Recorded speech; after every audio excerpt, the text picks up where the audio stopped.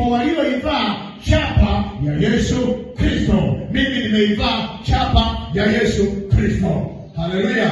Maana ningeivaa chapa ya yule adui, ningekufanya wewe uwe mtu wa aibu unayeaibishwa. Maana ukivaa chapa ya shetani, hata huko kuzimu na watu mbalimbali watajua kwamba huyu hapana, ameivaa chapa ya shetani.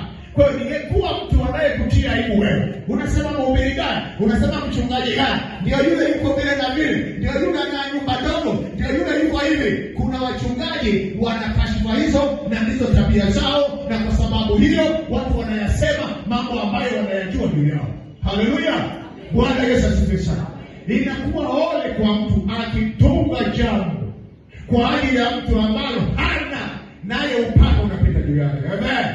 Lakini anaposema nililopo, hata kama naume, mimi unamsema unanivunjia heshima. Hapana, Mungu ameruhusu. Sema amen. Na wala hakuna laana yoyote inayoweza kumpata mtu ambaye anasema neno la kweli. Haleluya. Hayupo hata mmoja. Kwa hiyo ukiona habari hiyo ni za udonda na ni mambo ya kweli, sema amen. Haleluya. Kwa hiyo ni habari ya kuivaa chapa ya Yesu Kristo. Nimekwambia hivi, Yesu mwenyewe sasa aivaa chapa ya nani? Anaivaa chapa ya nafsi yake mwenyewe. Tuko pamoja? Tumesoma katika ile Waebrania 1 mstari tumeishia ngapi?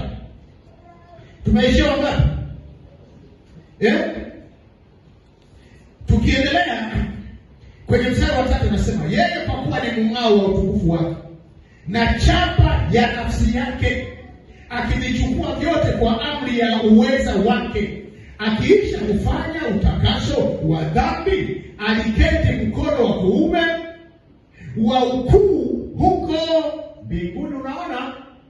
Bwana asifiwe sana. Si kama mnaelewa neno hili.